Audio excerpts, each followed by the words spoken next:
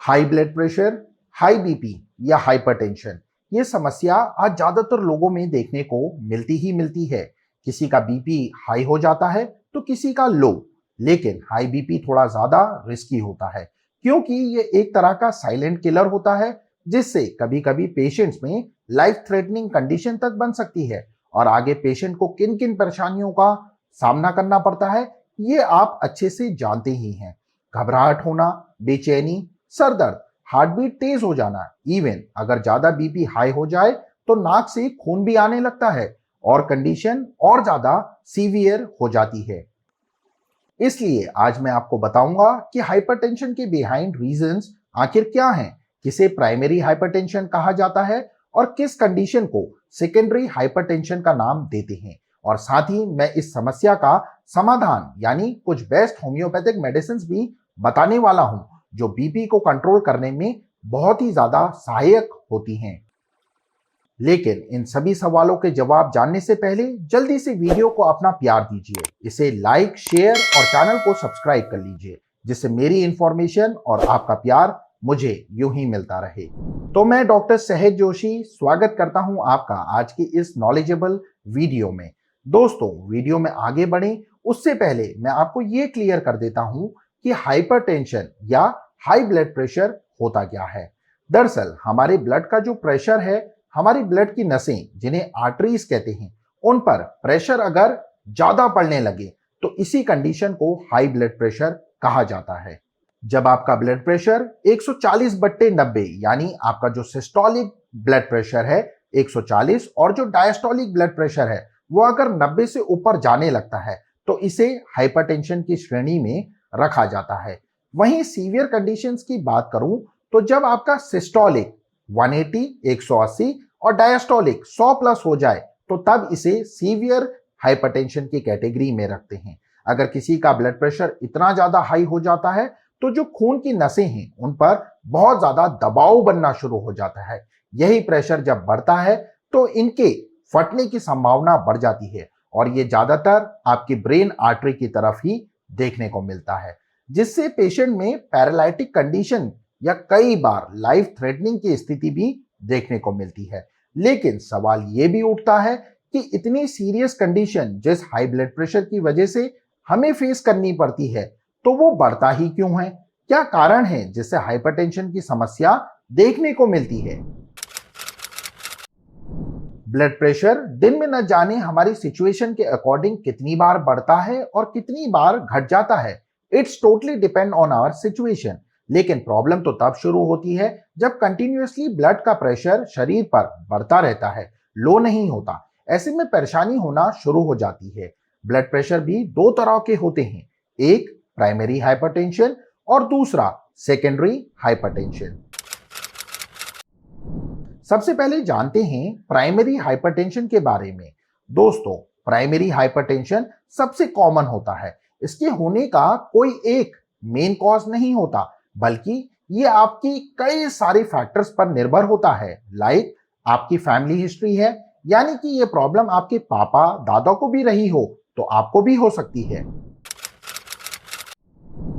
इसके बाद आता है सेकेंडरी हाइपरटेंशन, जो कि बहुत ज्यादा इंपॉर्टेंट है।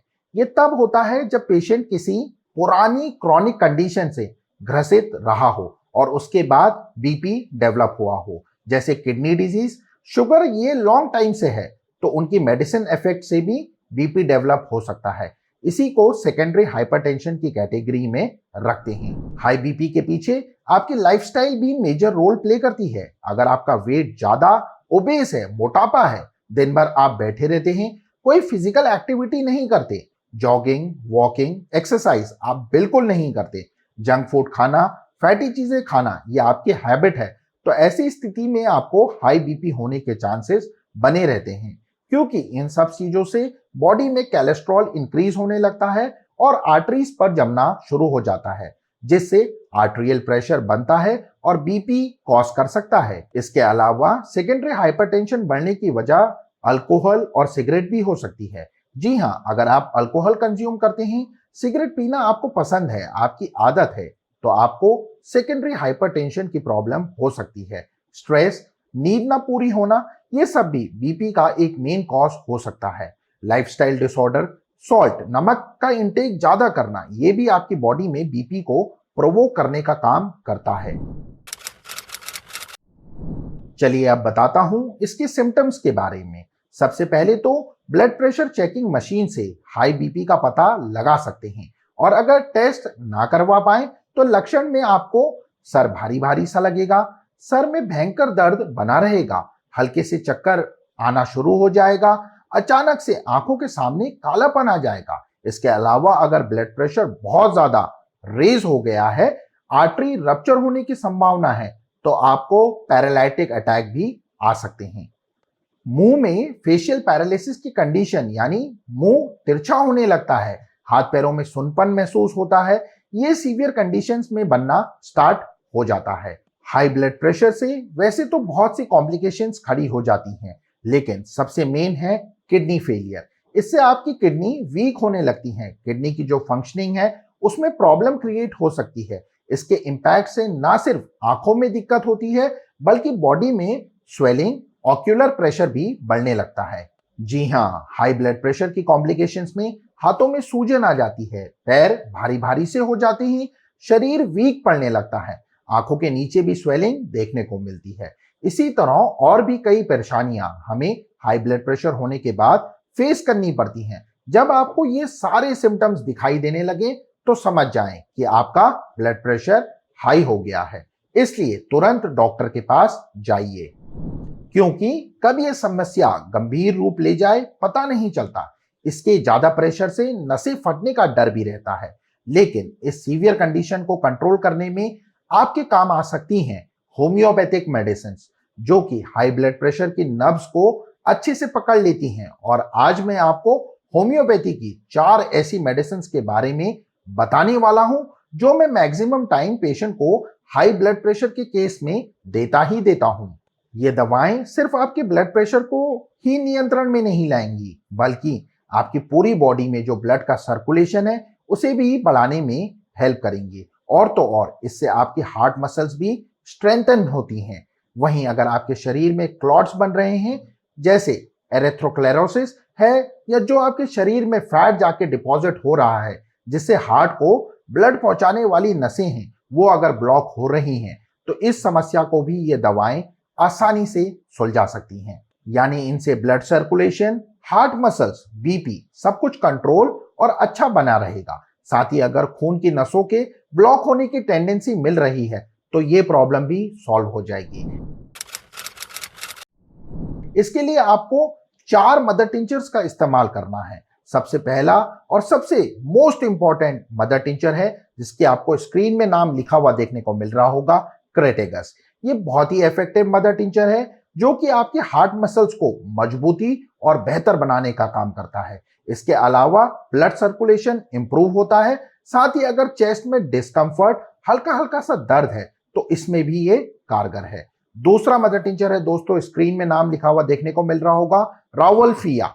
ये दूसरा मदर टिंचर भी आर्टेरियल प्रेशर को कम करने में बहुत लाभदायक है। इसके अलावा ब्लड सर्कुलेशन ठीक करना हो या ब्लड प्रेशर कंट्रोल करना हो, ये इन कंडीशंस में भी बहुत इफेक्टिव है।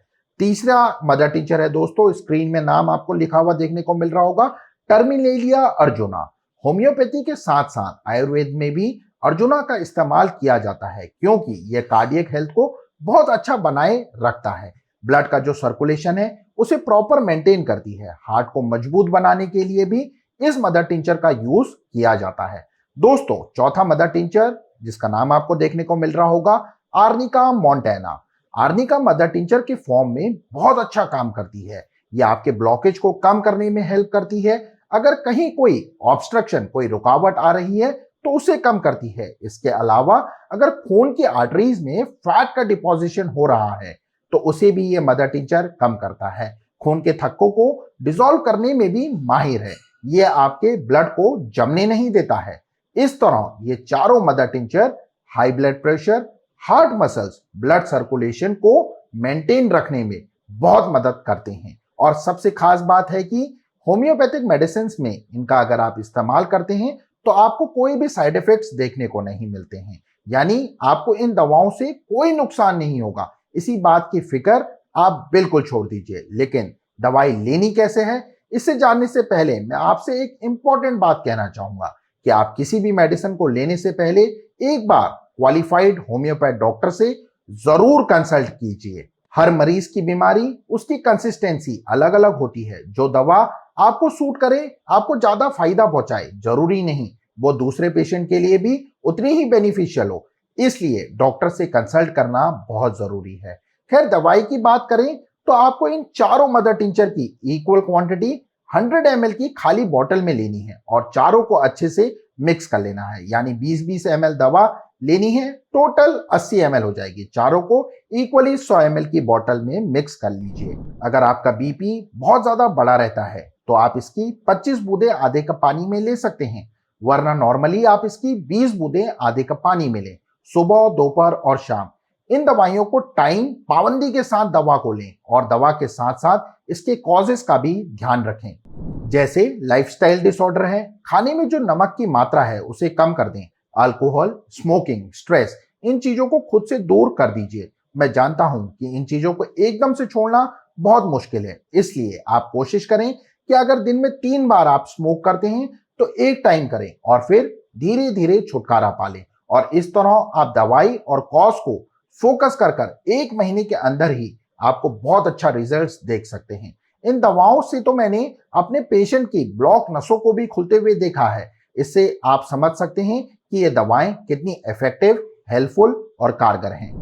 ये सभी होम्योपैथिक मेडिसिन आपको near by homeopathic store, online pharmacy से आसानी से मिल जाएंगी, या आप मेरे से भी original sealed German medicine order करवा सकते हैं। ऑर्डर करने के लिए आप नीचे दिए गए नंबर पे मेरे स्टोर पे कॉल कर सकते हैं या ये वीडियो का लिंक व्हाट्सएप कर सकते हैं और बड़ी ही आसानी से ऑर्डर कर कर ओरिजिनल मेडिसिन घर बैठे अपने दिए हुए एड्रेस पर मंगवा सकते हैं। वो भी 5 से 7 दिनों के अंदर अंदर। डिलीवरी के कोई भी एक्स्ट्रा चार्जेस आपको नहीं पे करने होंगे।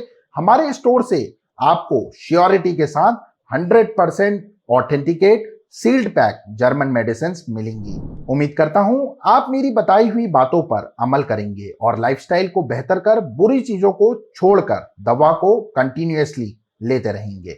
अगर आपको मेरी इंफॉर्मेशन पसंद आई है तो इसे लाइक और दोस्तों के साथ शेयर जरूर करें। मेरे चैनल के साथ जुड़े रहने के लिए चैनल को सब्सक्राइब कर बेल आइकन को प्रेस करना ना भूलें। इसी के साथ आप सभी लोग अपना बहुत अच्छा ख्याल रखिए। Take care everyone. Thanks for watching.